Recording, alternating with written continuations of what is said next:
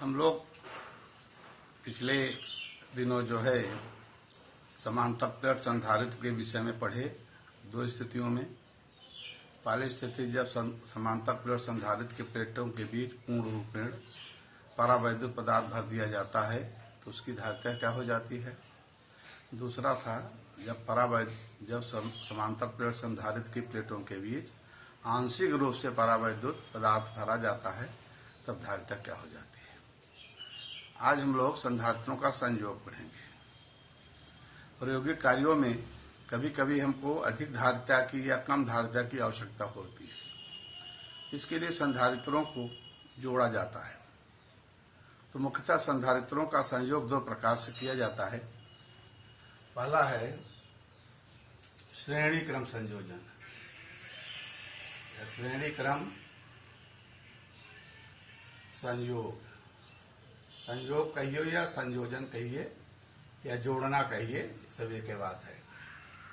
श्रेणी क्रम संयोग, इसमें जो है जैसे सपोज कर लीजिए एक संधारित्र है जिसकी धारिता C1 है, ये दूसरा संधारित्र है जिसकी धारिता C2 है, ये तीसरा संधारित्र है जिसकी धारिता C3 है।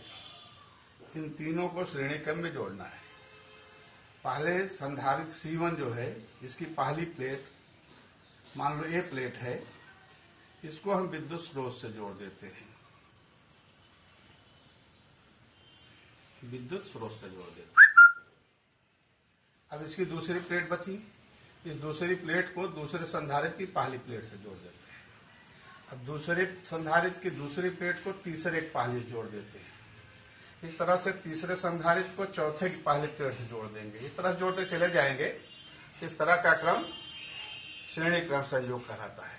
अब इसमें देखिए अंतिम संधारित्र की दूसरी प्लेट जो है खाली है, मान लो ये B प्लेट है, इसको पृथ्वी से जोड़ देते हैं। पृथ्वी से पहले संधारित्र की ये प्लेट को विद्युत स्रोत से जोड़े हैं। मान लीजिए विद्युत स्रोत से आवेश आ रहा है, Q आवेश आ रहा है, तो Q आवेश संधारित्र पहले संधारित्र की पहली प्लेट पर फैल जाएगा। Q आवेश प्लस Q आवेश प्रेरण द्वारा इसके दूसरी प्लेट जो है, इसके भीतर की सतह पर उतना ही ऋण आवेश उत्पन्न हो जाएगा। जितना इस पर धन है उतना इस पर ऋण Q आवेश उत्पन्न हो जाएगा। बाहर की सतह पर धन Q आवेश उत्पन्न होगा। इसकी बाहरी सतह दूसरे संधारित्र की पहली प्लेट से जुड़ी है, यहाँ का धन Q आवेश इस पर आ जाएगा, दूसरे संधारित्र की पहली प्लेट पर। इस पर धन Q आवेश हो गया। अब प्रेरण द्वारा C2 के भीतर की सतह पर उतना ही ऋण Q आवेश उत्पन्न हो जाएगा और बाहर की सतह पर उतना ही धन आवेश। और बाहर की सतह C3 से जुड़ी है तो इस पर आ जाएगा Q आवेश, धन Q आवेश यहाँ चलाया गया। प्रेरण द्वारा C3 के दूसरी प्लेट के भीतरी सतह पर उतना ही ऋण Q आवेश उत्पन्न हो जाएगा और बाहर की सतह पर धन Q आवेश उत्पन्न होगा। बाहर की सतह पृथ्वी जुड़ी है, पृथ्वी से इलेक्ट्रॉन आकर इस धन आवेश को निरावेशित कर देगा। इस तरह से आप देख रहे हैं श्रेणी क्रम में प्रत्येक संधारित्र पर आवेश की मात्रा समान है, सब पर Q आवेश है। पहली प्लेट पर धन Q, दूसरी पर ऋण Q, पहली पर धन Q, दूसरी पर ऋण Q। लेकिन इनकी प्लेटों के बीच विभवांतर अलग अलग होता है। मान लीजिए पहले संधारित्र की प्लेटों के बीच का विभवांतर V1 है, दूसरे संधारित्र की प्लेटों के बीच विभवांतर V2 है, तीसरे संधारित्र की प्लेटों के बीच विभवांतर V3 है। ठीक है ना। तो पहले संधारित्र के लिए देखिए Q बराबर CB सूत्र लगाइए। Q बराबर CB से या V बराबर Q/C से पहले संधारित्र के लिए क्या मिल जाएगा,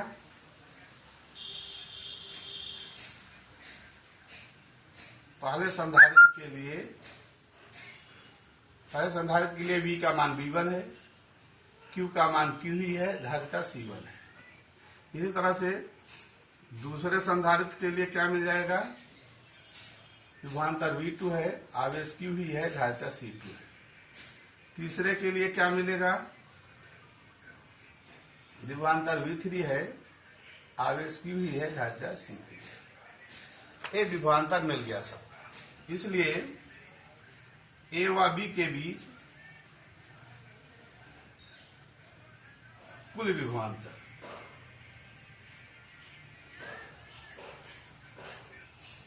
क्योंकि विभवांतर अदिश है इसलिए B1 B2 B3 को जोड़ देंगे तो कुल विभवांतर मिल जाएगा।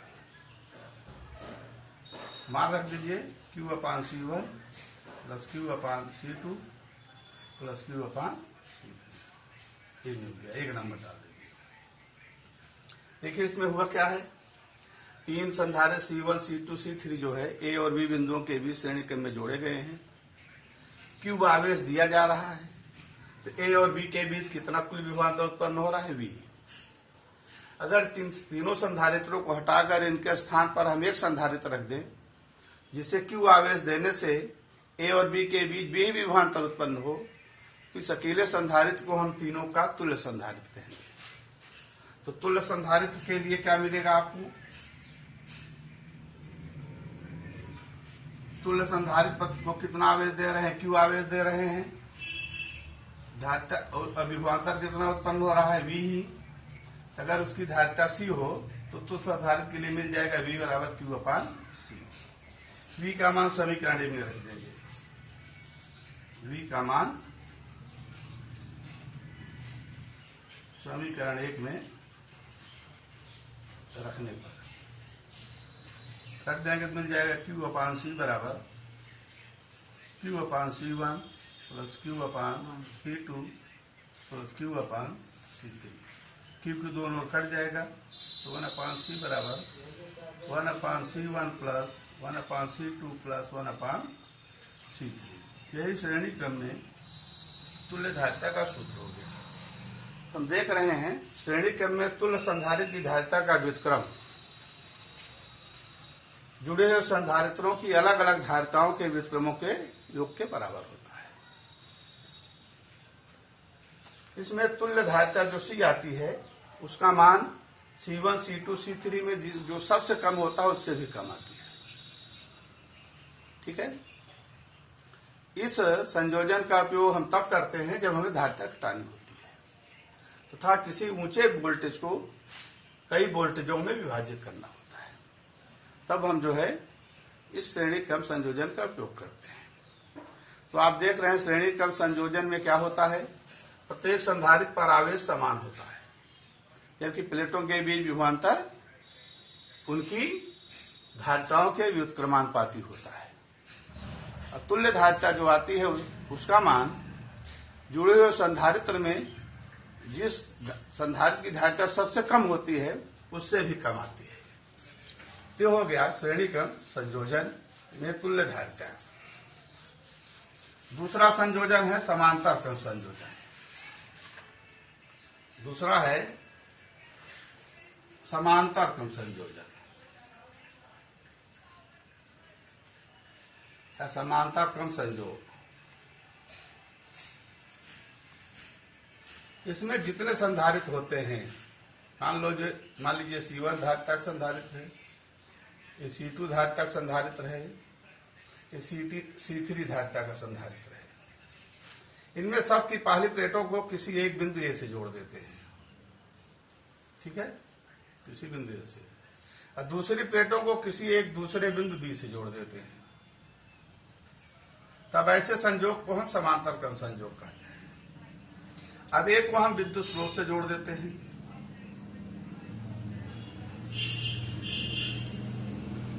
अब B को हम पृथ्वी से जोड़ देते हैं। मान लीजिए यहां से Q आवेश चल रहा है विद्युत स्रोत से A पर पहुंचा, 3 भागों में बढ़ जाता है। मान लो C1 पर Q1 आवेश गया, C2 पर Q2 आवेश गया, C3 पर Q3 आवेश गया। तो Q1 आवेश C1 की पहली प्लेट के भीतरी सतह पर फैल जाएगा। प्रेरणा द्वारा दूसरे प्लेट के भीतर की सतह पर उतना ही ऋण Q आवेश, यहाँ ऋण Q1 आवेश उत्पन्न हो गया, इस पर धन Q1। बाहर की सतह पर धन Q आवेश उत्पन्न होगा, पृथ्वी से इलेक्ट्रॉन आकर इसको निरावशित कर देंगे। दूसरे संधारित्र पर Q2 आवेश जा रहा है तो इसकी प्लेट की भीतरी सतह पर प्लस Q2 आवेश फैल जाएगा। ऋण द्वारा दूसरी प्लेट के भीतर की सतह पर ऋण Q2 आवेश उत्पन्न हो जाएगा। बाहर सतह पर धन Q2 जो पृथ्वी से इलेक्ट्रॉन आवेश निकासित कर देगा। तीसरे संधारित्र की पहली प्लेट पर Q3 आवेश उत्पन्न होगा, धन Q3। ऋण द्वारा दूसरे संधारित्र की भीतरी सतह पर ऋण Q3, बाहरी सतह पर धन Q3 पृथ्वी से इलेक्ट्रॉन आकर से निष्कासित कर देगी। इस तरह से देख रहे हैं श्रेणी क्रम में जितने समांतर क्रम में जितने संधारित्र तीनों संधारित्र जुड़े हुए हैं ए और बी के बीच, क्योंकि तीनों एक ही दो ही ए और बी के ही बीच जुड़े हैं, इसलिए विभवांतर समान होगा। श्रेणी समांतर क्रम में सभी संधारित्रों के प्लेटों के बीच का क्या समान होगा? विभवांतर। जबकि आवेश सब पर अलग अलग है। श्रेणी क्रम में इसका उल्टा था। श्रेणी क्रम में सब पर आवेश समान था, विभवांतर भिन्न भिन्न था। और समांतर क्रम में क्या है? सब पर आवेश भिन्न भिन्न हो गया और विभवांतर समान हो गया। सभी संधारित्रों की प्लेटों के बीच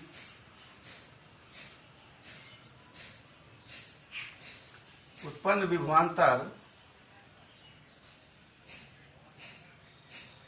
V, मान लीजिए V विभवांतर उत्पन्न हो रहा है, V समान होगा।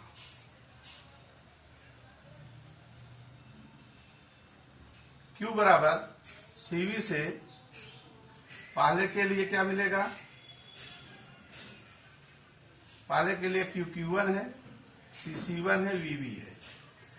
दूसरे संधारित्र के लिए Q2 है, धारिता C2 है, विभवांतर V वही है। तीसरे संधारित्र के लिए क्या मिल रहा है? Q3 बराबर C3। तो ये देखो Q आवेश विद्युत स्रोत से चल रहे हैं, तीन भागों में बढ़ रहा है, Q1, Q2, Q3। तो तीनों आवेशों Q1, Q2, Q3 को जोड़ेंगे क्या मिल जाएगा? Q मिल जाएगा। क्या मिल जाएगा? Q मिल जाएगा। तो कुल आवेश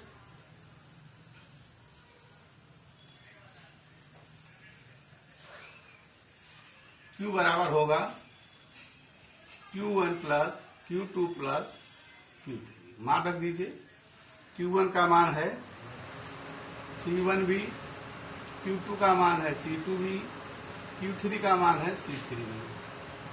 इसमें V कॉमन हो गया तो C1 plus C2 plus C3 V common हो गया। अब हम तीनों संधारित्रों को हटाकर इनके स्थान पर एक ऐसा संधारित्र रखें जिससे Q आवेश देने से प्लेटों के बीच विभवांतर V उत्पन्न हो, उसे हम तुल्य संधारित्र कहेंगे।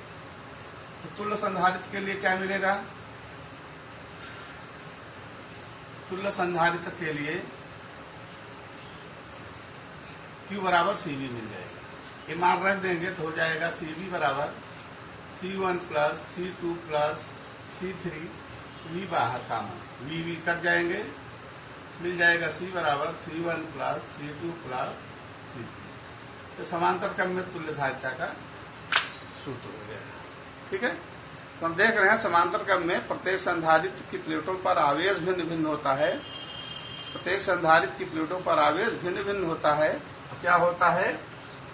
धारिता के अनुपातिक होता है, जबकि प्रत्येक प्लेटों के बीच विभवांतर क्या होता है? समान होता है। श्रेणी क्रम का जस्ट अपोजिट। इस संयोग को तब हम प्रयोग में लाते हैं जब हमको धारिता बढ़ानी होती है। ठीक है, यानी तुल्य धारिता बराबर होती है प्रत्येक संधारित्र की धारिताओं के बीजीय योग के बराबर। ठीक।